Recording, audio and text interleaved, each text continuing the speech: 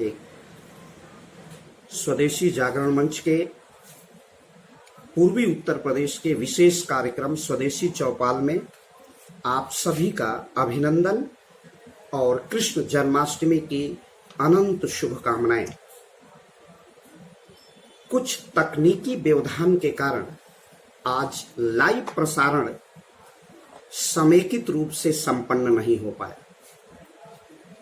उत्तर प्रदेश उत्तराखंड स्वदेशी जागरण मंच के क्षेत्रीय विचार प्रमुख श्रद्धेय अजय जी के निर्देश पर पुनः इसका वीडियो रिकॉर्ड कर रहा हूं। मेरे अनन्य साथी डॉक्टर हर्षमणि सिंह का भी यह सुझाव था कि इस विषय की परिचर्चा को पूर्ण आयाम मिलना चाहिए, इसलिए मैं यह वीडियो रिकॉर्डिंग आप तक संप्रेषित कर रहा हूं। स्वदेशी चौपाल के प्रणेता स्वदेशी जागरण मंच के क्षेत्रीय विचार प्रमुख माननीय अजय जी को विशेष आभार तथा प्रणाम निवेदित करता हूं। तदभांति क्षेत्रीय सह विचार प्रमुख डॉक्टर सर्वेश जी को मैं प्रणाम निवेदित करता हूं।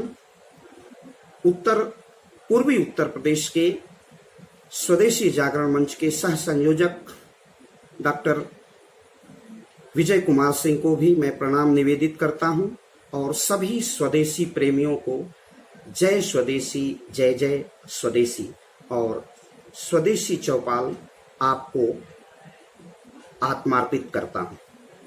आज का विषय है डॉक्टर राम मनोहर लोहिया का रामायण मेला। एक जैसे ही हम डॉक्टर राम मनोहर लोहिया का नामोच्चारण करते हैं, वैसे ही एक अनोखे समाजवादी का भावचित्र हम सबके मस्तिष्क में आच्छादित हो जाता है, छा जाता है।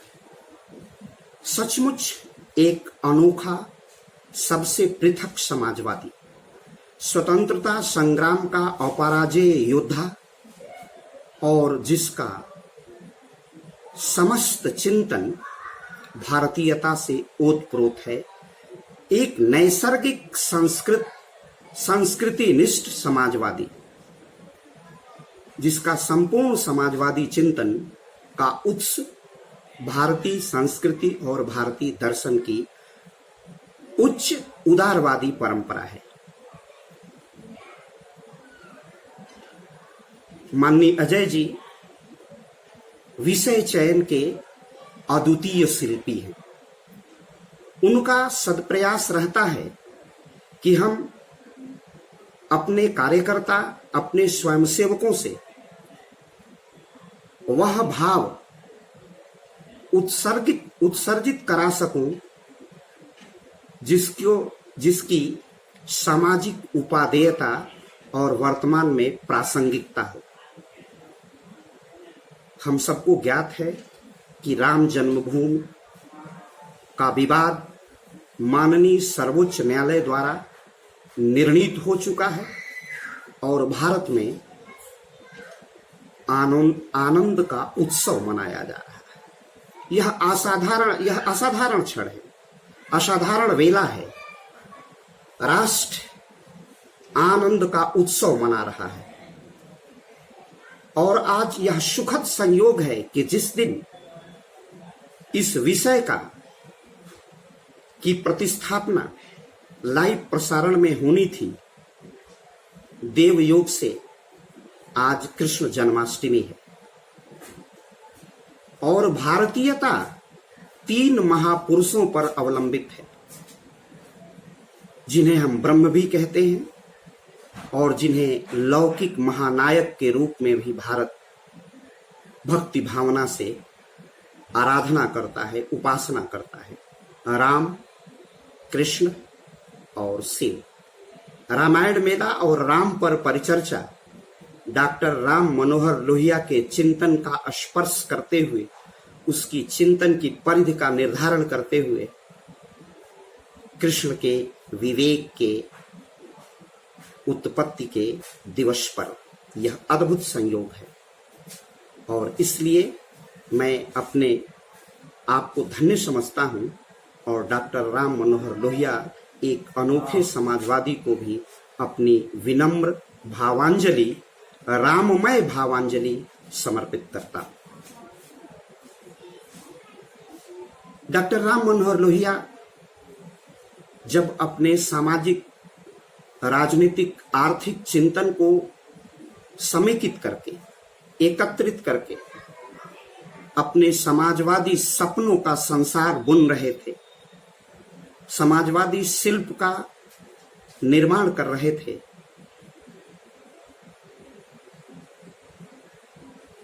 उस कालखंड में भारत की जनसंप्रभुता नहीं थी। एक तरफ समाजवाद की स्थापना, दूसरी ओर भारत मां को स्वतंत्रता से विमुक्त कराने की आत्मपीड़ा और अवपीड़न से व्यथित हृदय और मन और सामाजिक विसंगतियों के विछोह से आक्रांत डॉक्टर राम मनोहर लोहिया का व्यथित हृदय। इसी अंतर्द्वंद में डॉक्टर राम मनोहर लोहिया के समाजवादी चिंतन की व्युत्पत्ति होती। भारतीय समाजवाद के 3 स्तंभ हैं, 3 दैदीप्यमान नक्षत्र हैं, क्रमशः आचार्य नरेंद्र देव, जयप्रकाश नारायण और डॉक्टर राम मनोहर लोहिया। जयप्रकाश नारायण, जिन्हें हम लोकनायक के नाम से भी जानते हैं, और आचार्य नरेंद्र देव, इन दोनों का वैचारिक झुकाव और आकर्षण साम्यवाद की ओर था। दूसरे शब्दों में कहें तो आचार्य नरेंद्र देव और लोकनायक का भारतीय समाजवाद मार्क्सवाद से अभिप्रेरित था। इसके विपरीत डॉक्टर लोहिया का समाजवादी चिंतन कुछ विद्वान मानते हैं कि गांधी के अत्यंत निकट था, लेकिन कई अवसर ऐसे आए हैं कि डॉक्टर राम मनोहर लोहिया वैचारिक रूप से गांधी से कुछ दूर दिखाई देते, लेकिन अगर संपूर्ण लोहिया वाङ्मय का अध्ययन करें, लोहिया के समाजवादी आंदोलनों की रूपरेखा पर विचारण करें, तो मुझ जैसे साधारण विद्यार्थी को ऐसा प्रतीत होता है कि डॉक्टर राम मनोहर लोहिया का समाजवाद भारत की मिट्टी से निकला हुआ समाजवाद है, स्वदेशी समाजवाद है। मैं बड़ी विनम्रता से आपसे निवेदन करूंगा कि स्वदेशी जागरण मंच पूर्वी उत्तर प्रदेश के संवाद के विशेष कार्यक्रम चौपाल में लगभग 1 हफ्ते पूर्व प्रोफेसर कौशल किशोर मिश्र ने अत्यंत सूक्ष्मता के साथ एक बात कही थी कि भारतीय चिंतन परंपरा का आधुनिक संदर्भ बोध स्वदेशी और निःसंदेह, निःसंकोच रूप से डॉक्टर राम मनोहर लोहिया का समाजवाद स्वदेशी समाजवाद है, नैसर्गिक समाजवाद है, कार्य और कारण के संबंधों पर आधारित समाजवाद है। परंतु डॉक्टर राम मनोहर लोहिया का समाजवाद और रामायण मेले का समीकरण प्रतिस्थापित होता है। यह एक चमत्कारिक संयोग है। डॉक्टर राम मनोहर लोहिया जब अपनी सामाजिक निष्पत्तियों का परिनिर्माण कर रहे थे, प्रणयन कर रहे थे और 1961 में रामायण मेले की परिकल्पना राष्ट्र के सम्मुख प्रस्तुत की, तो भारत के समाजवादियों और साम्यवादियों के लिए घनघोर आश्चर्य का विषय था, क्योंकि समाजवादी और साम्यवादी होने का अभिप्राय है धर्म से पृथक होना, धर्म की आलोचना करना, संस्कृति से विलगाव करना, और एक अनोखा समाजवादी जिसका सामीप्य, जिसकी निकटता संस्कृति, सभ्यता और धर्म से है। इसीलिए मेरी दृष्टि में डॉक्टर राम मनोहर लोहिया अनोखे समाजवादी। प्रत्येक चिंतक और विचारक अपने युग की परिस्थितियों से, कालखंड के विचार से, कालखंड के यथार्थ से उत्प्रेरित होता है, अनुप्राणित होता है, प्रभावित होता है, और डॉक्टर लोहिया इसके अपवाद नहीं हो सकते। डॉक्टर लोहिया ने जब रामायण मेले की परिकल्पना प्रस्तुत की, वह व्यक्तिगत जीवन में डॉक्टर राम मनोहर लोहिया की परिपक्वता की अवस्था थी। उम्र की भी परिपक्वता थी और वैचारिक परिपक्वता थी, अनुभव की विशाल थाती थी, अनुभव की विशाल थाती और इतिहास बोध का मणिकांचन संयोग रामायण मेला एक फलश्रुति के रूप में समाजवादी आंदोलन में अपने चित्त में, अपने चिंतन से, अपने अनुप्रयोग से डॉक्टर राम मनोहर लोहिया ने जिन सिद्धांतों का परिनिर्माण किया, उसकी प्रायोगिक विफलता का भी परिणाम रामायण मेले में उत्सर्जित होता है। आखिर क्यों डॉक्टर लोहिया जैसा धुरंधर समाजवादी, अक्खड़ समाजवादी, सत्यान्वेषी समाजवादी, कड़वे सत्य को भी कहने का सामर्थ्य रखने वाला समाजवादी अचानक अपनी पूरी विचारधारा को समेटते हुए रामायण मेले की उद्घोषणा करता है और उस मेले का आयोजन चित्रकूट में करने की परिकल्पना करता है। चित्रकूट से राम का अटूट संबंध है।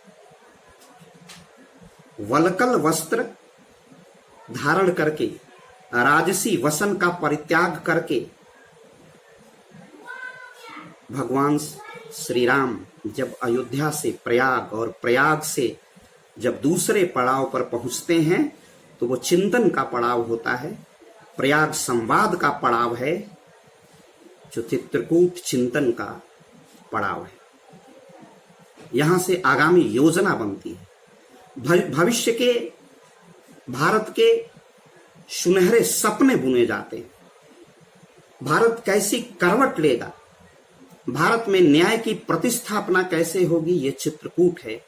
लोहिया ने इन्हीं परिस्थितियों को दृष्टिपथ में रखते हुए चित्रकूट में रामायण मेले की परिकल्पना प्रस्तुत की थी। लेकिन लोहिया के जीवित रहते जीवंत मेले का आयोजन लोहिया न करा सके, न कर सके। कालांतर में 1973 में पंडित कमलापत त्रिपाठी, जो तत्कालीन उत्तर प्रदेश के मुख्यमंत्री थे, और तदुपरांत उत्तर प्रदेश के मुख्यमंत्री श्रीपत मिश्र ने अयोध्या और चित्रकूट में रामायण मेले को आयोजन कराया। लेकिन रामायण मेला आयोजन की परिकल्पना ने पूरे भारत में एक नए विमर्श का सूत्रपात कर दिया और माननीय अजय जी का निर्देशन था कि एक संक्रमण के बाद, एक लंबे द्वंद्व के बाद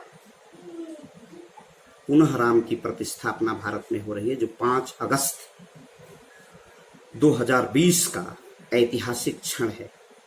और इसी के मध्य लोहिया के रामायण मेले का विषय विमर्श के लिए रखा गया। इसकी सामयिकता भी है और इसकी प्रासंगिकता भी है। और यह अतीत से, सुदूर अतीत से, स्वतंत्रता संग्राम वाले कालखंड से और वर्तमान भारत के संदर्भ को जोड़ता है, उसके समीकरण को समीकृत करता है। समीकरण के समीकृत करने का प्रमुख कारण है कि भारत अपने मार्ग से विचलित हो गया है, और जब जब विचलन हुआ है उसका कारण रहा है कि भारत ने अपने स्वदेशी चिंतन, चित्त, मन और प्रयोग को छोड़ा है।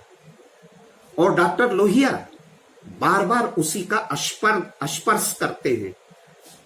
पथ विचलन का स्पंदन डॉक्टर लोहिया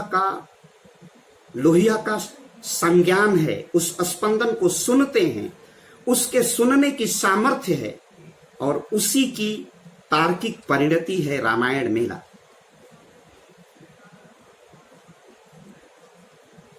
डॉक्टर राम मनोहर लोहिया का अभिमत है कि आनंद, प्रेम और शांति के आह्वान का मुख्य प्रयोजन रामायण मेला है। वो असमानता में समानता और समानता के पहले समरसता का वर्णन करना चाहते हैं, और समरसता रामायण से ही आती है। भगवान श्री राम ने सामाजिक जीवन के किसी पक्ष को अछूता नहीं छोड़ा है। उनका पूरा चरित्र, उनकी पूरी भूमिका जो मर्यादा की परिधि है,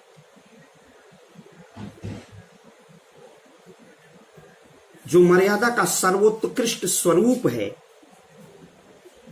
उसमें सामाजिक जीवन में आनंद को प्रतिस्थापित करते हैं। विखंडित समाज में सृजन की संकल्पना प्रस्तुत करते हैं। इसीलिए डॉक्टर राम मनोहर लोहिया ने रामायण मेले का आयोजन किया।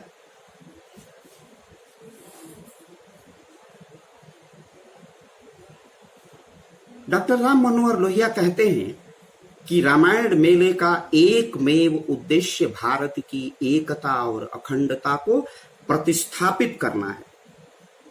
एकता को लक्ष्य तक पहुंचना है, एकात्मकता को प्राप्त करना है, और डॉक्टर लोहिया की एकात्मकता अत्यंत विस्तृत एकात्मकता है। वह केवल समता की स्थापना तक नहीं है। डॉक्टर लोहिया चाहते हैं कि इस देश का दलित और इस देश का ब्राह्मण, दलित अपनी हीनता का अनुभव न करे और ब्राह्मण अपने ब्राह्मणत्व की उच्चता का अनुभव न करे। दोनों की मर्यादाएं, परिधि और सीमा का अंकन हो, निर्धारण हो। इसीलिए रामायण मेले की परिचर्चा, परिकल्पना एक अनोखे समाजवादी, एक नैसर्गिक समाजवादी ने प्रस्तुत की थी। डॉक्टर लोहिया मानते थे कि कंबन की तमिल रामायण, एकनाथ की मराठी रामायण, वृत्तावास की बंगला रामायण और ऐसे ही अनेक भाषाओं में विरचित रामायण मेले के उपलक्ष्य में एक साथ समीकृत हों, एक साथ एकीकृत हों, एक साथ इकट्ठे हों, और जब एक साथ उनका सहमिलन होगा, साहचर्य होगा, तो तमिल संस्कृति, बंग संस्कृति, मराठी संस्कृति और ये जो संस्कृतियों का समुच्चय है, उसका मूल अभिकेंद्र भारत की संस्कृति है, भारत की भाव संस्कृति है, भारत की जागृत संस्कृति है, भारत की अनुपम और अनोखी संस्कृति है। जब एक साथ एकीकृत होगी तो भाषिक, भौगोलिक, क्षेत्रीय अनेक संस्कृतियों का सहमिलन राष्ट्र को नई दिशा देगा। और इसी क्रम में डॉक्टर राम मनोहर लोहिया कहते हैं कि तुलसी का रामायण, वो रामायण शब्द का प्रयोग करते हैं, हिंदू बनाम हिंदू में वो तुलसी का रामायण, और रामायण मेले पर जन के अंक में जब अपना आलेख लिखते हैं तो डॉक्टर लोहिया जैसा विद्वान पुरुष, अगाध विद्वान, तुलसी का रामायण कहता है। और वो कहते हैं कि तुलसी का रामायण को केंद्र में रखकर सभी रामायणों पर विचार किया जाएगा। रामायण मेले में भारत के प्रत्येक रामायण का वाचन होगा, तर्क वितर्क होगा, आपसी संवाद होगा, और उस संवाद से भारत की एकता का स्वर निकलेगा, एकता की वाणी परिपुष्ट होगी। डॉक्टर राम मनोहर लोहिया मानते थे कि संत कवि तुलसी राष्ट्र रक्षक कवि हैं। जन के अंक में उन्होंने स्वयं लिखा है। डॉक्टर लोहिया कहते थे कि जब तक चारों तरफ अझेल हमले हो रहे हैं तब बचाव करना, थमना, संभलना, टेक देना,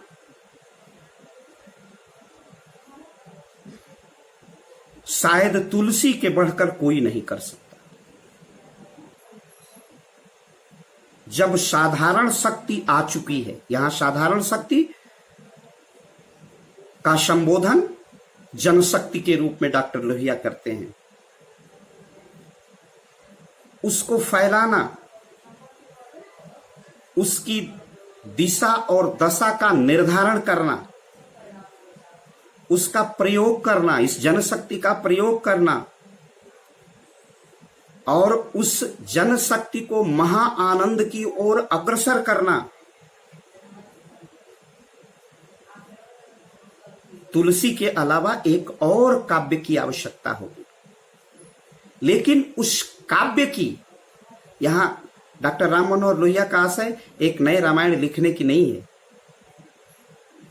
बल्कि रामायण का जो लय है, जो रामायण का लालित्य है, जो रामायण का जनगीत है, जो रामायण का मूल भाव है, जो रामायण की नैसर्गिक प्रतिस्थापना है, उससे उसके आत्ममंथन और विमर्श से ही गतिशील बनाया जा सकता है। इसीलिए डॉक्टर लोहिया ने रामायण मेले का प्रारंभ किया, स्वप्न देखा। एक समाजवादी का सपना है रामायण मेला। रामायण मेला राम को जन से जोड़ने का सत्प्रयास है। वाल्मीकि, संत कवि तुलसी और स्वतंत्रता के उपरांत डॉक्टर राम मनोहर लोहिया जन से राम को जोड़ने का सदप्रयास करते हैं। राम जन जागृति की प्रेरणा शक्ति है, जिससे समाज निकलता है, अर्थात समाज उससे उबरता है। एक प्रेरणा शक्ति है जो संक्रमण से हमें निकालती है, वह रामायण मेले से और राम से निकलती है। डॉक्टर राम मनोहर लोहिया के कालखंड में साम्यवाद और भारत में समाजवाद का आदर्श समता था, इक्विलिटी थी। यह समानता हिंसा और दमन पर आधारित थी, जिसमें अस्थायित्व का बोध नहीं था। रामायण मेला के माध्यम से डॉक्टर राम मनोहर लोहिया सामाजिक समरसता को आवश्यक मानते थे। मैं इस स्थल पर बड़ी विनम्रता पूर्वक निवेदन करूंगा कि 20वीं शताब्दी के उत्तरार्ध में, जब 21वीं शताब्दी भारत में दस्तक दे रही थी, एक नए प्रकार की अर्थ अधिरचना का सूत्रपात भारत में किया जा रहा था, जिससे भारत की अर्थव्यवस्था में संक्रमण बढ़ रहा था। उस संक्रमण के कालखंड में राष्ट्र ऋषि दत्तोपंत ठेंगड़ी की उद्घोषणा थी कि समानता से भी आवश्यक है समरसता। भारत उल्टे रास्ते पर चल रहा था। हम पहले समता की स्थापना करना चाहते थे, लेकिन समता में अस्थायित्व आएगा, वह तभी आएगा जब समता के पूर्व पहले पादान पर हम समरसता को स्थापित करेंगे। तभी समता अस्थायित्व को ग्रहण करेगी या उसका स्वरूप विकसित होगा। डॉक्टर राम मनोहर लोहिया ने अपने अत्यंत महत्वपूर्ण ग्रंथ इतिहास चक्र में परिकल्पना की है कि मनुष्य और मानव समाज का विकास किस प्रकार हुआ है। अपने परिकल्पना के प्रारंभिक क्षणों में डॉक्टर राम मनोहर लोहिया कहते हैं कि इसका आधार सामीप्य है, वह आंतरिक सामीप्य है। और आंतरिक सामीप्य अंतस की कोमल वृत्तियां हैं, और अंतस की कोमल वृत्तियों का निर्माण उस देश की सभ्यता और संस्कृति से होता है, और उसमें मनुष्य के सपने पुष्पित और पल्लवित होते हैं। मनुष्य युद्ध और शांति के मध्य अपने मार्ग की तलाश करता है। इन सारे प्रश्नों को इतिहास चक्र में डॉक्टर राम मनोहर लोहिया एक प्रश्न के रूप में खड़े करते हैं, और यह प्रश्न है आत्मचिंतन का। डॉक्टर राम मनोहर लोहिया ने इस जाति व्यवस्था को तोड़ने के लिए अंतरजातीय विवाह, अंतरराष्ट्रीय विवाह, सहभोज और अवसर विशेष के सिद्धांत का प्रणयन किया, या जो चिंतन प्रस्तुत किया, उसमें अंतरजातीय विवाह और अंतरराष्ट्रीय विवाह दोनों निष्फल हो गए, क्योंकि इन दोनों विवाहों का सांस्कृतिककरण नहीं हुआ। किसी भी नए सिद्धांत का हम सूत्रपात करते हैं या नए चिंतन का आरंभ करते हैं, नव प्रयोग होता है, नवाचार होता है। यदि उस नवाचार का सांस्कृतिककरण नहीं होता है तो वह अल्पकालिक होता है, दीर्घकालिक नहीं हो पाता है। और लोहिया के इन दोनों सिद्धांतों का सांस्कृतिककरण नहीं हो पाया।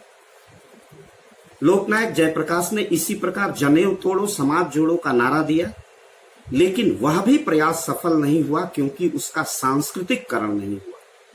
सांस्कृतिककरण का अभिप्राय है बहुत सहज भाषा में, सरल शब्दों में, कि उसको जनता स्वीकार करे, उसको लोक वैधता मिले, उसे जन वैधता मिले, जनमन उसे स्वीकार कर ले, हमारे मानस में उसकी स्वीकृति मिल जाए, लोक मानस उसे अंगीकार कर ले। लोक मानस का स्पर्श जब ऐसे नवाचार और प्रयोग को कर देता है तो वह व्यापक हो जाता है, उसकी लोक स्वीकार्यता निरंतरता में बनी रहती है।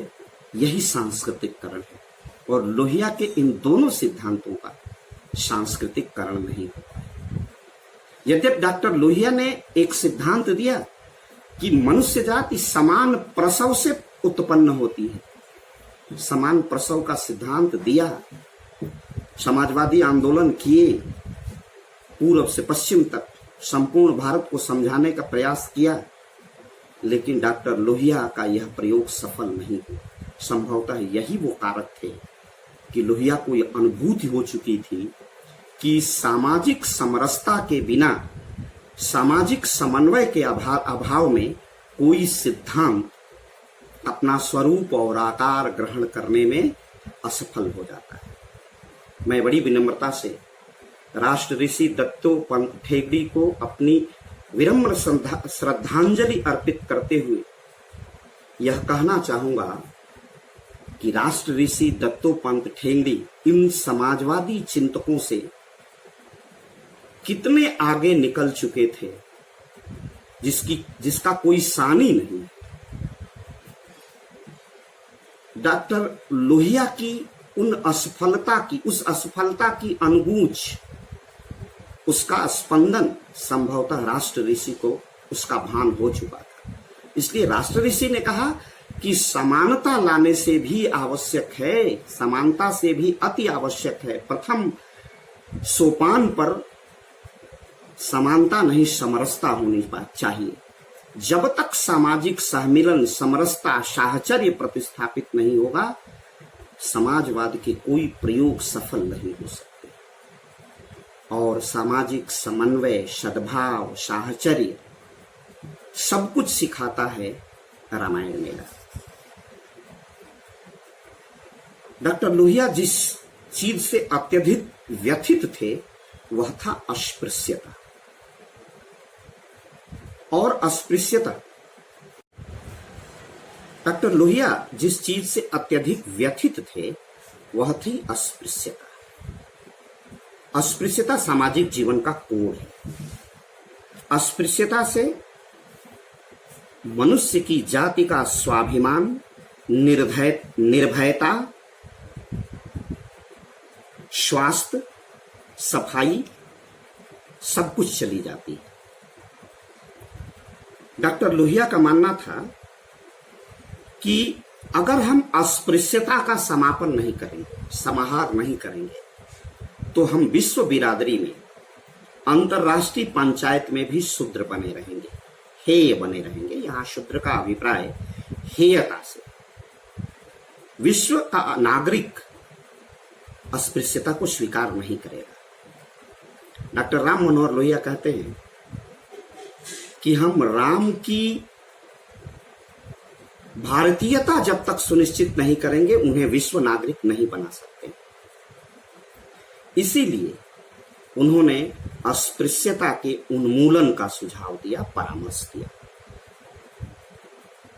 और इसके लिए उन्होंने सामाजिक, राजनीतिक तथा आर्थिक प्रयास करने का सुझाव प्रस्तुत किया।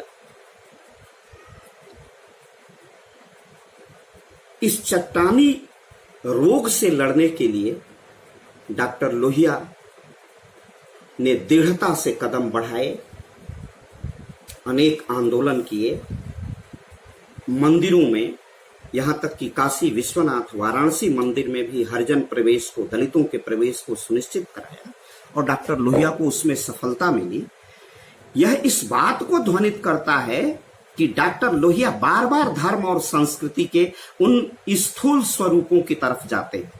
डॉक्टर लोहिया को अब ये ज्ञात हो चुका था कि बिना धर्म, बिना संस्कृति, बिना समरसता के हम सामाजिक जीवन के किसी भी समाजवादी पहलू को स्वरूप नहीं दे पाएंगे।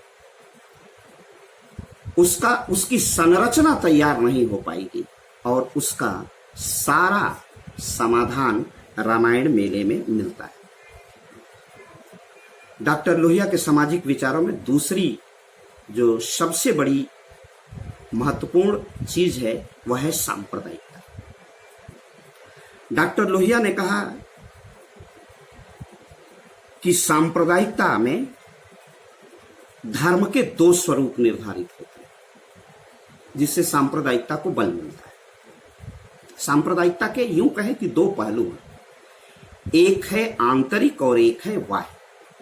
बाह्य का अर्थ कर्मकांड से है और आंतरिक का अर्थ अपने अंतस के भाव से है, आत्मा से है। अंतस मानवतावादी होता है, इसलिए वो व्यापक होता है। बाह्य रीति रिवाज और परंपराओं पर आधारित होता है, इसलिए वो संकुचित होता है। इसलिए डॉक्टर लोहिया संकुचन के स्थान पर अंतस की पवित्रता और व्यापकता को प्रतिस्थापित करना चाहते हैं और इसके लिए डॉक्टर लोहिया सत्यान्वेषण करते हैं।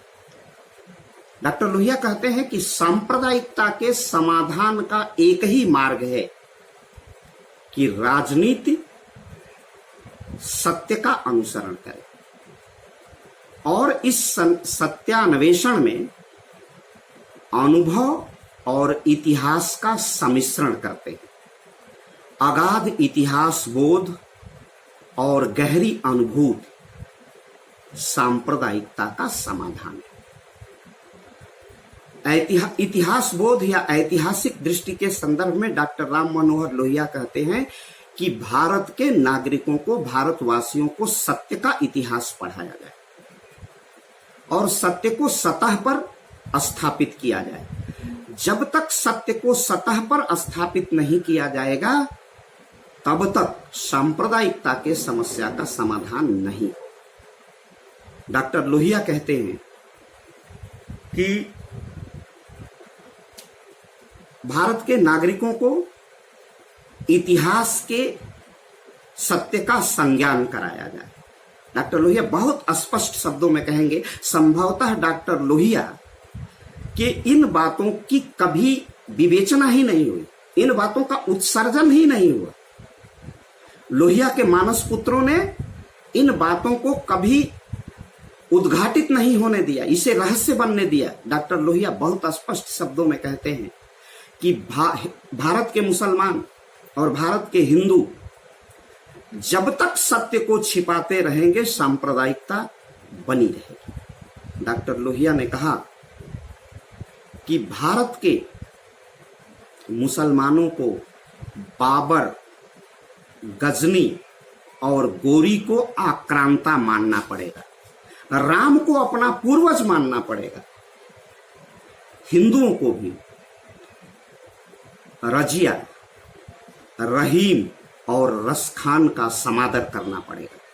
जब यह तत्व, यह मूल तत्व भारत के नागरिकों में आ जाएगा, अर्थात हिंदुओं में और मुसलमानों में आ जाएगा, सांप्रदायिकता के समस्या का समाधान। मैं पुनः उद्धृत करूंगा, मैं पुनः स्मरण और बड़ी विनम्रता पूर्वक प्रणाम निवेदित करता हूं माननीय श्रद्धेय अजय जी को कि जब विषय का चयन कर रहे थे तो उस मन का मैं स्पर्श नहीं कर रहा था, लेकिन शायद उनको, उनके मस्तिष्क में राम मंदिर के निर्माण और उसके इर्द गिर्द भारत का संपूर्ण समाज, भारत का अतीत, भारत का वर्तमान और भारत का भविष्य अवश्य दृष्टि में रही होगी। तभी रामायण मेला और डॉक्टर लोहिया का संवाद उन्होंने चैपाल में आयोजित कराया है।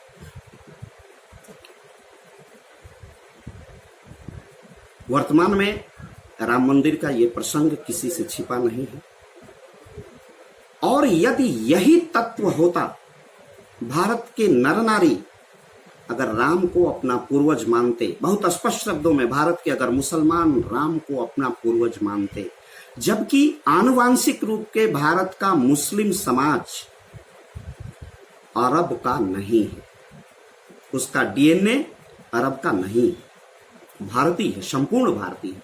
अगर इस सत्य का अवलोकन और सत्य के मार्ग का अनुसरण होता तो ऐसी सांप्रदायिकता और ऐसी टकराहट हमें देखने को नहीं मिलती। और उसका समाधान डॉक्टर लोहिया ने बताया था कि सांप्रदायिकता का समाधान एक सांस्कृतिक समाधान है, सांस्कृतिक समाहार है।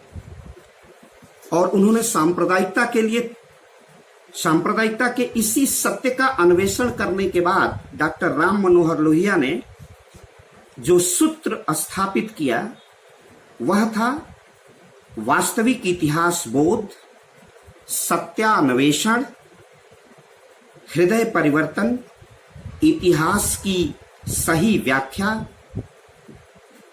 धार्मिक सामाजिक प्रयास और राजनीतिक प्रयास। यदि इन राजनीतिक स्तर पर, सामाजिक स्तर पर, सांस्कृतिक स्तर पर हम सत्य को स्थापित करने का प्रयास नहीं करेंगे, इतिहास की उचित गवेषणा नहीं करेंगे, इतिहास का अन्वेषण नहीं करेंगे, तब तक हमें भविष्य का सन्मार्ग दिखाई नहीं देगा। और डॉक्टर लोहिया की ये शाश्वत विचार कि ये विजय है, राम मंदिर का निर्माण डॉक्टर लोहिया के विचारों का विजय है, विचारों की तार्किक परिणति है राम मंदिर का परिनिर्माण। शायद यह साहस भारत का समाजवादी कर ही नहीं पाता था, क्योंकि उसमें आत्मबल नहीं था, अपनी संस्कृति के प्रति आत्मगौरव नहीं था, जिस प्रकार का आत्मगौरव डॉक्टर लोहिया में दिखाई देता था। डॉक्टर लोहिया को इसीलिए उग्र विचारक माना जाता था। उन्हें कहा जाता था कि ये प्रोपेगेंडा करते हैं, लेकिन वो कितने सूक्ष्म स्तर पर उतर कर भारत की राजनीति, भारत का समाज और भारत की अर्थ की व्याख्या कर रहे थे। और आज भी इसका रहस्य उद्घाटन नहीं हो रहा है। डॉक्टर लोहिया के मानस पुत्रों ने डॉक्टर लोहिया के मूल तत्व को ही तिरोहित करने में, उसे छिपा देने में, उसे रहस्य बना देने में ही अपनी जय समझी, क्योंकि देश से अधिक सत्ता उन्हें प्यारी थी। देश बहुत पीछे था, राष्ट्र बहुत पीछे था और सत्ता बहुत आगे थी। और जब जब इतिहास इस बात का साक्षी है कि जब समाज, राजनीति और संस्कृति एक संरेख में होती है, एक सीध में होती है, तो वह इतिहास का स्वर्ण काल होता है। संस्कृति से अभिप्रेरित राजनीति और समाज सन्मार्ग की ओर अग्रसर होता है। हम गुप्त काल को उस रूप में देख सकते हैं। और डॉक्टर लोहिया भारत को भव्यता की ओर अग्रसर करने के लिए ही रामायण मेले के लिए छटपटा रहे थे। उनका मानस उन्हें उद्वेलित कर रहा था कि रामायण मेले का आयोजन राष्ट्र का समाधान है। इसी प्रकार डॉक्टर लोहिया अपने सामाजिक विचारों में दूसरा रूप लेके आते हैं, दूसरा महत्वपूर्ण प्रश्न लेके आते हैं, रंग भेद या नस्ल भेद, गोरे और काले का विभेद। गोरे और काले का विभेद तभी समाप्त होगा जब हमारा अंतस गोरे और काले से ऊपर उठकर मनुष्य की मनुष्यता का, जो आत्मा का आभूषण है, वो मूल तत्व है, ईश्वरत्व है, जो राम का रामत्व है, हम जिस दिन धारण कर लेंगे, रंग भेद कोई समस्या नहीं रहेगी। इसी प्रकार डॉक्टर लोहिया के सामाजिक विचारों का एक दूसरा महत्वपूर्ण पक्ष है नर नारी समानता। यहां भी डॉक्टर लोहिया भारत के सांस्कृतिक अधिष्ठान की ओर देखते हैं। डॉक्टर लोहिया कहते हैं कि भारत में नर और नारी में समानता नहीं है। वो यहां तक कह जाते हैं कि नारी ब्राह्मण, क्षत्रिय, वैश्य और शूद्र के बाद नारी पांचवा वर्ण है। जिस दुर्दशा को वह अधोगति को प्राप्त कर चुकी थी, खास करके स्वतंत्रता के मुक्ति संग्राम और उसके और पहले दास्ता के कालखंड में। इसलिए डॉक्टर लोहिया थोड़ा सा वैचारिक उग्रता थी और जो भूख से उपजी हुई करुणा थी, क्योंकि डॉक्टर लोहिया कहते हैं कि भारत की नारी पूरे परिवार को खा करके जो बचा हुआ जूठन है वह खा के सो जाती है, कभी आधे पेट ही सो जाती है, कभी उसका भोजन हो ही नहीं पाता है। इसलिए जो वेदना थी, जो संवेदना थी, जो भूख से उमड़ी हुई, जो भूख से उपजी हुई करुणा थी, वह उद्वेलित करती है डॉक्टर लोहिया को। और डॉक्टर लोहिया कह उठते हैं कि भारत की नारी का आदर्श सीता नहीं, द्रौपदी है, जो अपने अन्याय का प्रतिकार करने की सामर्थ्य रखती है। इसलिए भारतीय नारियों के लिए कहा कि तुम्हारी आदर्श नारी सीता नहीं हो सकती है। सीता सहन करती है और द्रौपदी संघर्ष करती है। इसलिए यहां पर भी भले वो रामायण के उस महान चरित्र से सादृश्यता स्थापित भारत की नारी की नहीं करते हैं, लेकिन समता की प्रतिस्थापना की ओर, दूसरे चरित्र कृष्ण की ओर देखते हैं और दूसरे महानायक की ओर जब देखते हैं तो वो कहते हैं कि भारतीय नारी का आदर्श द्रौपदी होगी। इसके बाद लोहिया चौखंभे राज की परिकल्पना प्रस्तुत करते हैं। चौखंभा राज ग्राम स्वराज की अवधारणा है और इसके 4 खंभे हैं: ग्राम, मंडल, प्रांत और केंद्र।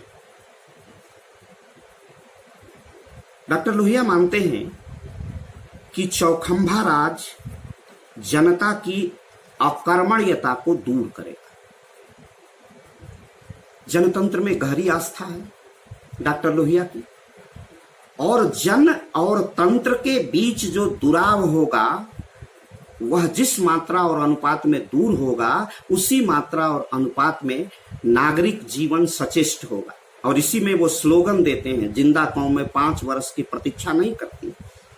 इसका अभिप्राय था कि हम जनतंत्र को और सूक्ष्म बनाएं। सूक्ष्म बनाने का अर्थ है अपने अधिकारों के प्रति सचेष्टता। और इसलिए जो 4 खंभे बनाए, ग्राम अपने आप में पूरी सरकार थी। उसके बाद उन्होंने मंडल की परिकल्पना थी, जिला तक तो उनसे गायब था।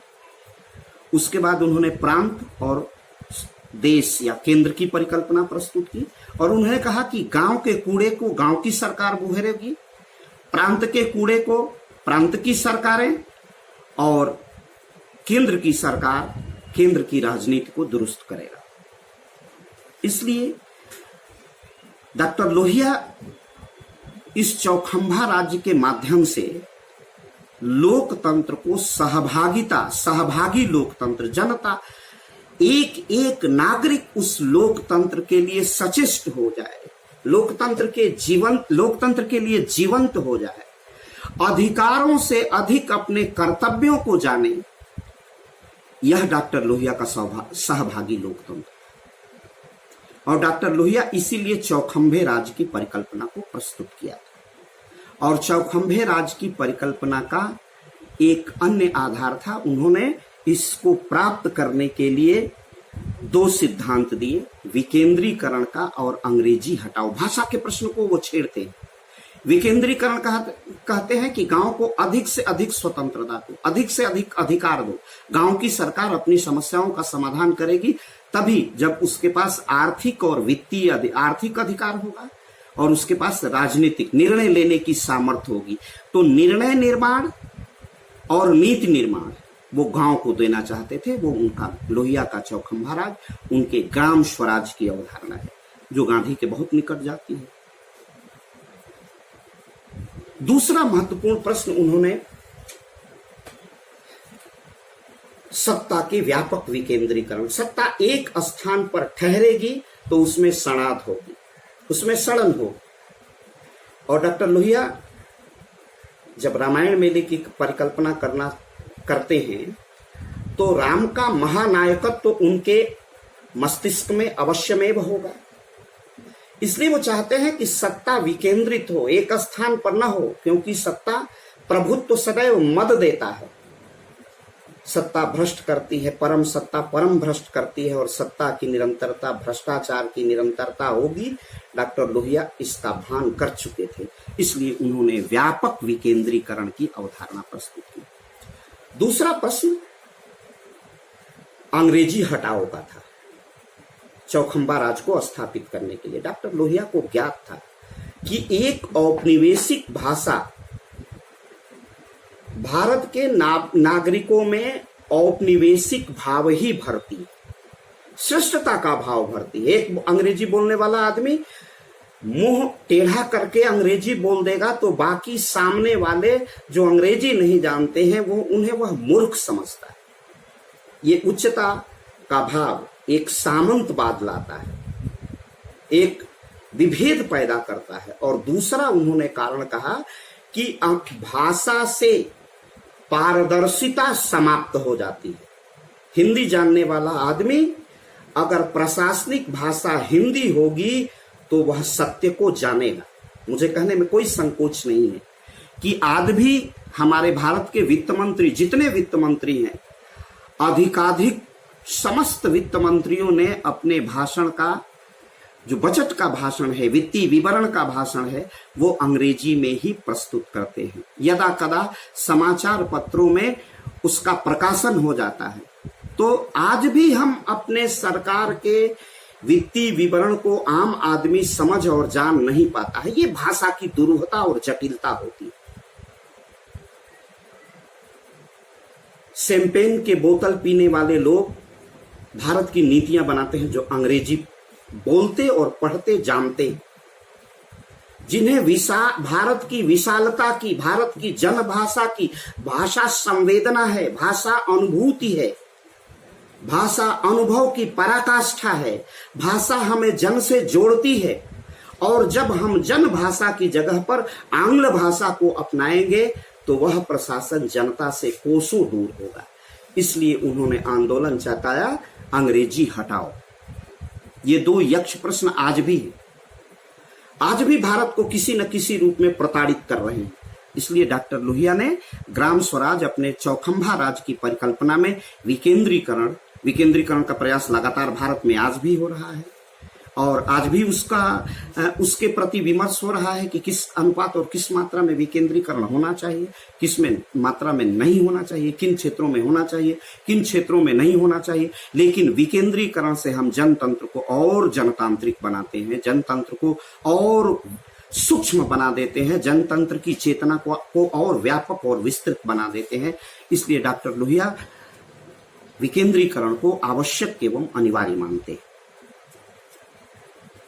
दूसरा प्रश्न सामाजिक विचारों में आता है डॉक्टर लोहिया की स्वतंत्रता संबंधी। वो कहते हैं कि डॉक्टर लोहिया एक संस्कृत का स्लोगन स्वयं गढ़ते हैं और कहते हैं कि वाक् स्वातंत्र्यम कर्म नियंत्रण इति जनतांत्रिक अनुशासनम, कर्म स्वातंत्र्यम वाक्य नियंत्रण भारते प्रचलित पंथ, भारत का प्रचलित पंथ होना चाहिए। वो कहते थे कि बोलने की पूरी स्वतंत्रता दो, कर्म पर नियंत्रण स्थापित करो, प्रशासनिक नियंत्रण, पढ़ने का अधिकार केवल एक जाति विशेष को नहीं होगा, सभी पढ़ेंगे बढ़ेंगे आगे। तो वाणी की स्वतंत्रता पर वो अत्यधिक जोर देते हैं। संभवतः इसका वो कारण था कि जो स्वतंत्रता का मुक्ति संग्राम था, और डॉक्टर लोहिया ने बहुत पत्र लिखे महात्मा गांधी को कि हम कितनी स्वतंत्रता देंगे भारत के नागरिकों को, और वो लगातार इसके लिए प्रयास करते रहे, क्योंकि भारत ब्रिटिश दासता में वाणी की स्वतंत्रता से वंचित था, और वाणी की स्वतंत्रता मनुष्य जाति के निष्प्राणता में प्राण तत्व का आरोपण करता है। इसलिए वह वाणी की स्वतंत्रता के प्रबल पक्षपोषक है, और वाणी की स्वतंत्रता का प्रबल पक्षपोषण का एक संकेत और रामायण मेले से उसको जोड़ा जा सकता है। और डॉक्टर लोहिया के मस्तिष्क में यह तथ्य आवश्यक रूप से रहा होगा। राम और सीता के संबंधों को लेकर के जो लांछन था, जो प्रतीकात्मकता थी कि एक धोबी के कहने पर सीता का परित्याग किया था, अब वो मिथक है, वह पौराणिकता है। लेकिन अगर वह पौराणिकता भी है तो अयोध्या के वासियों के, अवध के वासियों को यह कितना अधिकार था कि वह अपने राजा को भी प्रश्नगत कर सकता था। यह डॉक्टर लोहिया की वाणी संबंधी अवधारणा थी, स्वतंत्रता संबंधी अवधारणा थी, वाक और अभिव्यक्ति संबंधी अवधारणा थी। इसी क्रम में डॉक्टर लोहिया जब वाणी की स्वतंत्रता की बात करते हैं तो एक और दिलचस्प तथ्य की ओर वो संकेत करते हैं और कहते हैं कि जो भगवान बुद्ध ने कहा है, बुद्धम शरणम गच्छामि, धम्मम शरणम गच्छामि, संघम शरणम गच्छामि। बुद्धम शरणम, संघम शरणम, धम्मम शरणम। डॉक्टर लोहिया कहते हैं कि यह स्लोगन ठीक नहीं है, और कहते हैं कि अगर भारत के समाज को इस स्लोगन को अपनाना होगा तो वो उसके बाद संघ की शरण में जाए, संघम शरणम गच्छामि, और उसके बाद उन्होंने कहा कि वो बुद्ध की शरण में जाए। ऐसा इसलिए ये एक परिष्कार का, वाणी के परिष्कार का दर्शन था, और उन्होंने कहा कि धर्म प्रथम स्थान पर होना चाहिए, संघ द्वितीय स्थान पर होना चाहिए, और बुद्ध तीसरे स्थान पर जाने चाहिए। क्योंकि डॉक्टर लोहिया का स्पष्ट मानना था कि धर्म सिद्धांत है, संघ संगठन है, और बुद्ध उसके नेता हैं। तो नेता तृतीय स्थान पर आता है, प्रथम सोपान पर उसका सिद्धांत होना चाहिए, दूसरे स्थान पर उसका संगठन होगा, तभी सामाजिक परिष्कार को संभव किया जा सकता है। इसके बाद डॉक्टर लोहिया अपने सामाजिक विचारों के क्रम में सप्त क्रांति, जिसे लोहिया की सप्त क्रांति कहते हैं, 7 क्रांतियों की अवधारणा, 7 सूत्र उसके प्रस्तुत करते हैं। पहला सूत्र है नर नारी समानता, दूसरा है रंग के आधार पर असमानता का विरोध, विदेशी प्रतंत्रता का विरोध अर्थात दासता से विमुक्ति एवं जन संप्रभुता की प्राप्ति। उनका पांचवा सिद्धांत था निजी पूंजी की विषमता का विरोध। ये सब राम राज्य की ओर संकेत है। निजी स्वतंत्रता, इसकी बात हम लोग कर ही चुके हैं, और अस्त्र शस्त्र का विरोध अर्थात सत्याग्रह। डॉक्टर लोहिया अस्त्र और शस्त्रों का विरोध भी बहुत तार्किक आधार पर करते हैं। डॉक्टर लोहिया के अनुसार क्रांति तभी सफल होती है, क्रांति तभी अस्थायी होती है जब उसमें करुणा हो, और वो रामायण मेले से आती है। वो करुणा कैसी है? राम की करुणा। डॉक्टर लोहिया जो एक शब्द का बार बार प्रयोग करते थे वो थी सिविल नाफरमानी, सविनय अवज्ञा। डॉक्टर लोहिया कहते हैं कि गरीब के प्रति सहानुभूति और अन्यायी के प्रति रोष का अभाव एक सत्याग्रही का लक्षण नहीं हो सकता है। यदि सात्विक क्रोध अन्यायी की तामसी क्रोध का विरोध करता है तो वह हिंसा नहीं होती है। इसका सीधा समीकरण राम के नायकत्व से प्रतिस्थापित होता है। डॉक्टर लोहिया ने जो सप्त क्रांति का सिद्धांत प्रस्तुत किया वो राम के विपरीत नहीं, वो राम से विपरीत हो ही नहीं सकता। वह संपूर्णता में राममय है, वह संपूर्णता में राम की क्रांति है, करुणा की क्रांति है। रावण जैसे तामसी शक्ति का विरोध और सात्विक क्रोध, ये राम की करुणा है, ये राम की क्रांति है। तो डॉक्टर लोहिया का सत्याग्रह, और वो कहते हैं कि यह सत्याग्रह एक मन स्थिति है जिसमें कुछ डर भी होना चाहिए। कैसा डर?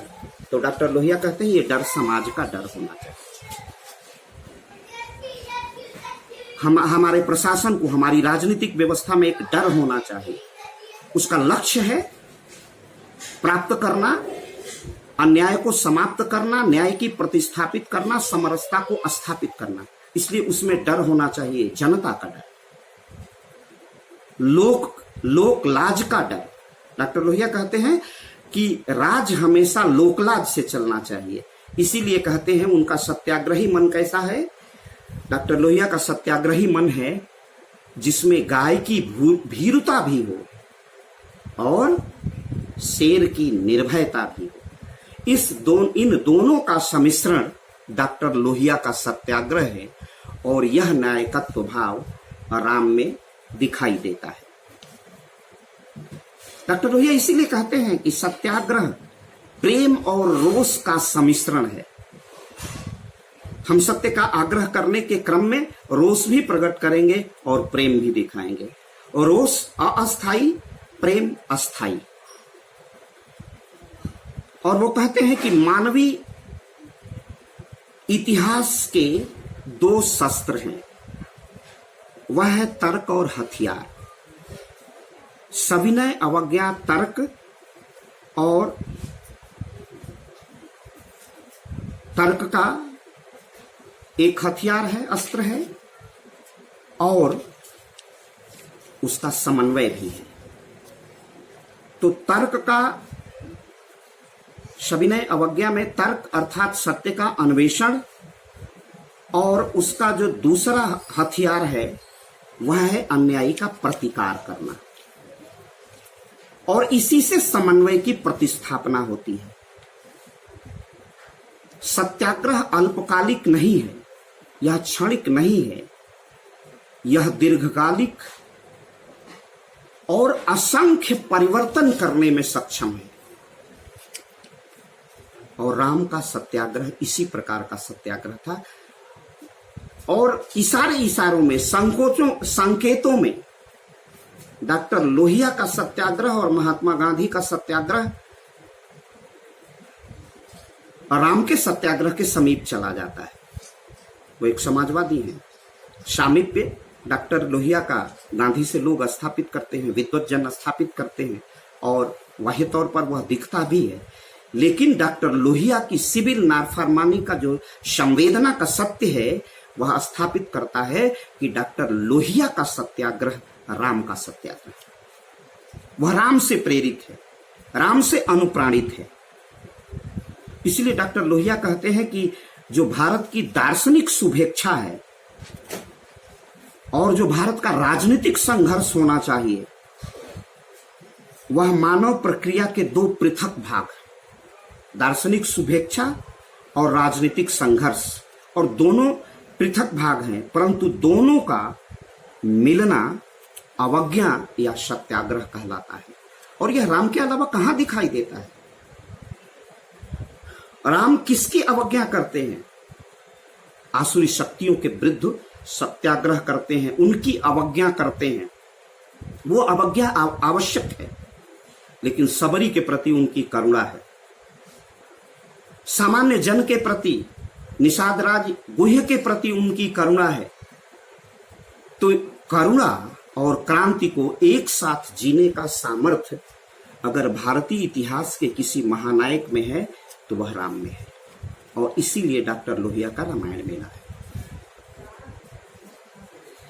डॉक्टर लोहिया दूसरी सबसे महत्वपूर्ण विवादास्पद प्रश्न की ओर आते हैं और उसका भी समाधान, उसके उत्स को हम रामायण मेले में देख सकते हैं। वह है धर्म राजनीति का सम्मिश्रण। या धर्म और राजनीति के मध्य पूरी तरह पृथकता होगी, या धर्म और राजनीति के मध्य पूर्ण रूपेण समन्वय होगा, या धर्म राजनीति एक दूसरे के पूरक होंगे। आजकल या स्वतंत्रता के मुक्ति संग्राम से ही और अद्यतन की राजनीति तक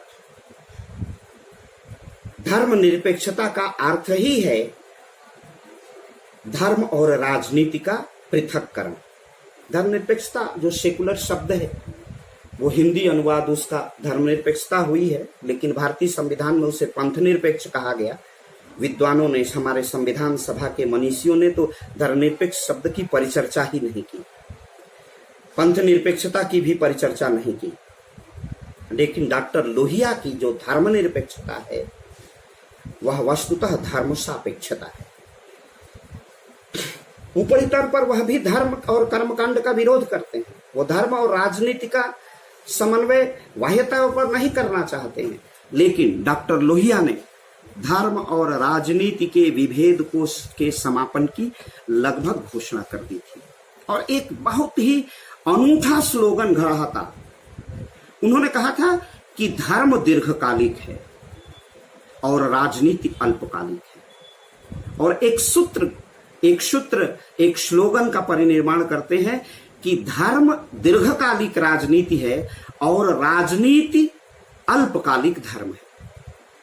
धर्म अच्छाई पर चलने का मार्ग है और राजनीति बुराई से लड़ने का सबसे बड़ा अस्त्र है। इसलिए डॉक्टर लोहिया कहते हैं कि धर्म विहीन राजनीति और राजनीति विहीन धर्म की परिकल्पना नहीं की जा सकती। सारे समाजवादियों से भिन्न डॉक्टर लोहिया का सांस्कृतिक मन जब धर्म और राजनीति को व्याख्यायित करता है तो वह संस्कृत निष्ठ हो जाता है। डॉक्टर लोहिया अपने को बार बार नास्तिक कहते हैं और रामकृष्ण और शिव में डॉक्टर लोहिया लिखते हैं कि हे भारत माता, यदि तुम कहीं हो तो मुझे कृष्ण का मन, कृष्ण का विवेक, राम की मर्यादा और शंकर का मानस दो। और जब रामकृष्ण शिव लिखते हैं तो राम के रामत्व को राम से भी बड़ा सिद्ध करते हैं, कृष्ण के उत्कर्ष और कृष्ण के विवेक को कृष्ण से भी बड़ा सिद्ध करते हैं, और शिवत्व के कल्याणमयी भाव को, शिव के मानस को भारत के परिष्कार का आधार मानते हैं। ऐसे अद्भुत थे डॉक्टर लोहिया। डॉक्टर लोहिया की धर्म की जो अवधारणा है वही भारत की का वास्तविक मर्म है। भारत जो डॉक्टर लोहिया का समाजवाद है वस्तुतः भारत की मिट्टी का स्वदेशी समाजवाद है, जिसमें राम की मर्यादा है, कृष्ण का विवेक है और शंकर का मानस है, जिसमें भूख से उपजी हुई करुणा था, ऋग्वेद की वह ऋचा कि अन्न ग्रहण करने से पहले हम अपने आसपास के सारे लोगों को देख लें कि आसपास के लोग अन्न का ग्रास ग्रहण किए हैं अथवा नहीं। ये राम का रामत्व, ये राम का समाजवाद है। डॉक्टर लोहिया रामायण मेले के आयोजन की जो व्यवस्था थी, जो विवाध्यता थी, वह उनकी संस्कृति की तरफ लौटने का सदप्रयास है। और इशारे इशारे में, और मैं उसे दूसरे शब्दों में कहूं तो वह एक सांस्कृतिक समाजवाद है। वह सांस्कृतिक समाज कैसा समाजवाद? भारतीय संस्कृति पर अवलंबित समाजवाद है, सांस्कृतिक समाजवाद है। वो राम का समाजवाद है, हनुमान का समाजवाद है, जो पीड़ित मानवता का त्राण करता है। एक स्वदेशी समाजवाद है। दूसरा जो महत्वपूर्ण पक्ष है डॉक्टर लोहिया का, वह है उनका आर्थिक पक्ष। डॉक्टर लोहिया आर्थिक पक्ष की विवेचना करते हैं, उनके अर्थदर्शन का हम अवलोकन करते हैं, तो उसमें केवल और केवल स्वदेशी ही दिखाई देता है। डॉक्टर लोहिया बाह्यतः कहते हैं कि मैं औद्योगिकीकरण का विरोधी नहीं हूं, लेकिन भारत का औद्योगिकीकरण हो। अपने ऐतिहासिक संसदीय भाषण में डॉक्टर लोहिया ने कहा था, जो उनके भाषण को हम 4 आना बनाम 12 आने के नाम से जानते हैं। उन्होंने डॉक्टर लोहिया ने तत्कालीन योजना मंत्री गुलजारीलाल नंदा और तत्कालीन प्रधानमंत्री पंडित नेहरू को चैलेंज करते हुए कहा था कि अगर आपने सोवियत संघ के मॉडल का पंडित नेहरू ने रूस की यात्रा की, बोल्शेविक क्रांति से प्रभावित हुए रूस की यात्रा की, उन्होंने पुस्तक की रचना की सोवियत रसिया, और उसमें अपने स्वप्न की अभिव्यक्ति पंडित नेहरू ने की कि मैं भी चाहता हूं कि भारत में बड़ी बड़ी फैक्ट्रियां बने, उन फैक्ट्रियों की चिमनियों से धुआं निकले और लाखों उत्पादन हो और उस पर लोग काम करें। डॉक्टर लोहिया उसकी निष्फलता को उसी समय जान रहे थे, स्वतंत्रता के मुक्ति संग्राम के कालखंड में। और डॉक्टर लोहिया ने न तो गांधी की स्मॉल इंडस्ट्री, कॉटेज इंडस्ट्री की परिचर्चा की, और न तो नेहरू के बड़े उद्योगों की चर्चा की। उन्होंने कहा कि मध्यम उद्योग होने चाहिए, लघु उद्योग होने चाहिए, मनुष्य के हाथ से चलने वाले उद्योग होने चाहिए, तभी भारत आत्मनिर्भर बनेगा। तो डॉक्टर लोहिया ने स्वदेशी का, आत्मनिर्भरता का, उन्होंने कहा था कि अगर भारत के नागरिकों का कौशल विकास किया जाए, भारत के नागरिकों को प्रशिक्षण दिया जाए, स्थानीय स्तर पर उत्पादन होगा और उस उत्पादन का वितरण पूरब से पश्चिम, पश्चिम से पूरब, उत्तर से दक्षिण और दक्षिण से जब उत्तर, चारों ओर कश्मीर से कन्याकुमारी तक, कच्छ से कामरूप तक, जब हमारे छोटे उद्योग कार्य करेंगे तो भारत में आत्मनिर्भरता नहीं आए, आत्मनिर्भरता आ जाएगी। विस्थापन की समस्या से डॉक्टर लोहिया पहले ही परिचित थे। उन्होंने कहा कि बड़े उद्योग लगाने से गांव से शहर की ओर पलायन होगा, शहर पर दबाव बढ़ेगा और ग्राम स्वराज की परिकल्पना ध्वस्त हो जाएगी। इसलिए डॉक्टर लोहिया चाहते थे कि छोटे उद्योग हों, उससे उत्पादन में वृद्धि होगी, रोजगार की समस्या का समाधान होगा और भारत की आत्मनिर्भरता सुनिश्चित होगी। इसलिए इसी के साथ डॉक्टर लोहिया अपने अर्थचिंतन में कुछ महत्वपूर्ण पक्ष भी और खड़े करते हैं। उन्होंने कहा कि सबकी आय निर्धारित करो, मूल्य का निर्धारण करो। यह बहुत महत्वपूर्ण प्रश्न है। स्वदेशी जागरण मंच अभी तो केवल सतही अभी तो केवल सतह का प्रयास कर रहा है कि भारत की आत्मनिर्भरता, भारत के प्रत्येक जन को कार्य मिले, प्रत्येक हाथ को काम और प्रत्येक खेत को पानी मिले। ये पंडित दीनदयाल का स्वप्न था, एकात्म मानववाद का दर्शन था। डॉक्टर लोहिया का दर्शन उसके अत्यंत समीप जाता है, प्रतिस्थापित होता है। पंडित दीनदयाल और डॉक्टर लोहिया आर्थिक दर्शन में बहुत एक दूसरे के निकट हैं। और डॉक्टर लोहिया में वो सामर्थ्य थी जो कह सकते थे कि अगर राष्ट्रीयता प्रिय है तो मुझे जनसंघ की राष्ट्रीयता प्रिय है। और एक प्रयोग भी जनसंघ के साथ डॉक्टर लोहिया ने किया था, कांग्रेस हटाओ के नारे में। तो डॉक्टर लोहिया खर्च पर सीमा निर्धारित करना चाहते थे। वह भारतीय दर्शन का अपरिग्रह है, अस्तेय है। डॉक्टर लोहिया त्याग और वैराग्य की स्वयं व्यक्तिगत जीवन में प्रतिमूर्ति थे। उनका जीवन संघ के आधुनिक प्रचारकों की तरह था। वह वैवाहिक बंधनों से विमुक्त थे। वह संतति और संपत्ति के समाजवाद से विमुक्त थे। वह कंचन और कामिनी से विमुक्त थे। बिल्कुल त्याग और वैराग्य एक साथ जब मिल जाते हैं तो उसका नाम होता है डॉक्टर राम मनोहर लोहिया। और इसे ही कहते हैं राम की संस्कृति, राम की सभ्यता, राम का रामत्व, राम की मर्यादा और राम का समाजवाद। और अपने अर्थ दर्शन में मूल्यों का निर्धारण, आय की असमानता को दूर करने के लिए खर्च पर सीमा का निर्धारण। आज संतति और समाजवाद ने समाजवाद के स्वरूप को इतना विकृत कर दिया कि आज का समाजवाद केवल शब्दों का समाजवाद है। समाजवाद निष्प्राण पन्नों का पहरुआ होकर रह गया है, केवल एक शब्द है, वह प्रयोग नहीं रह गया। संभवतः समाजवाद की इन असफलताओं की इसकी दिशा और दशा से अपने जीवन के आखिरी कालखंड में इसका बोध होने लगा था, इसका भान होने लगा। इसलिए डॉक्टर लोहिया ने खर्च पर सीमा, मूल्य का निर्धारण, आय की, वो कहते थे कि आय में, भारत के प्रत्येक नागरिक में के आय में और एक उच्च व्यक्ति के आय में और एक निम्न व्यक्ति के आय में एक संबंधे 10 से ज्यादा का अंतर नहीं होना चाहिए। और एक संबंधे 10 का यह अंतर तभी प्राप्त किया जा सकता है जब हमारी संपूर्ण अर्थव्यवस्था स्वदेशी हो।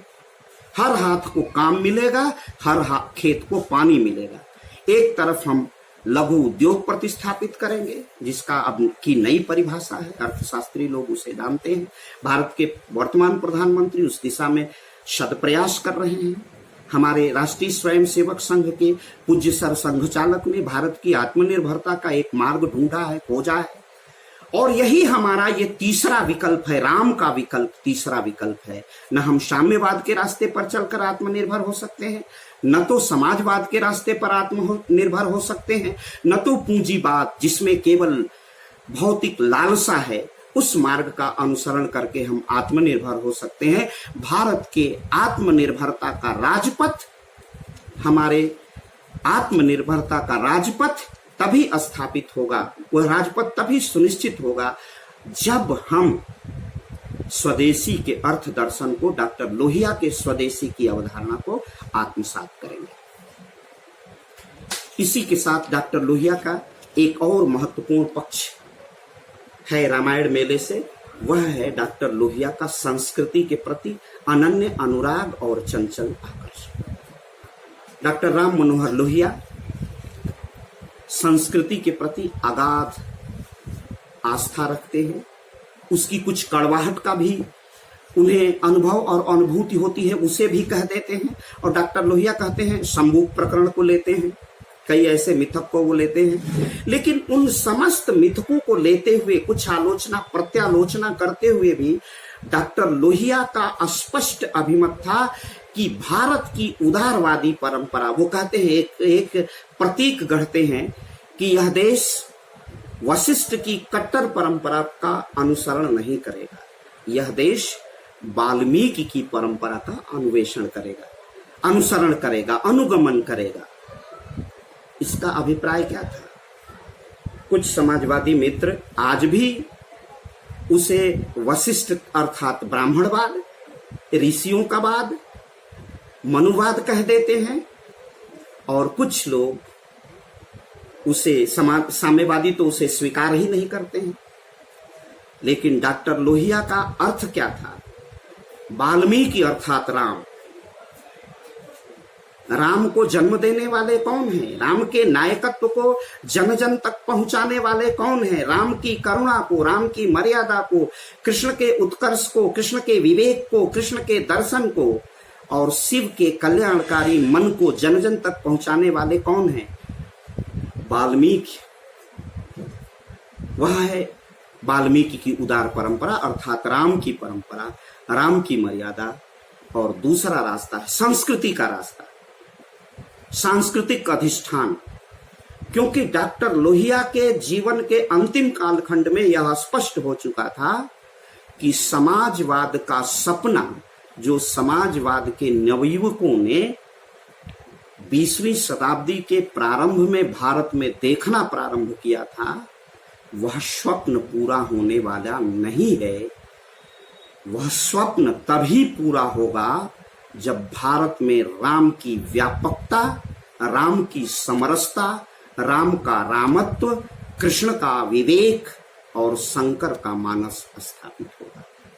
और इसी के अनुरूप, इसी राजनीतिक दर्शन के अनुरूप, कल्याणकारी दर्शन के अनुरूप स्वदेशी का जब अर्थ दर्शन स्थापित होगा, हमारे हाथों को, भारत के नागरिकों के हाथों को काम मिलेगा, गांव आत्मनिर्भर होंगे, गांव उत्पादन के अभिकेंद्र होंगे, तब भारत का उत्थान, एक नए भव्य भारत का उत्थान होगा, एक नए भव्य भारत का उत्कर्ष विश्व के मानचित्र पर होगा। भारत भव्य होगा, राम विश्व नागरिक हो। इसी के साथ आप सभी को मेरा स्वदेशी प्रणाम। जय स्वदेशी, जय श्री राम, जय लोहिया।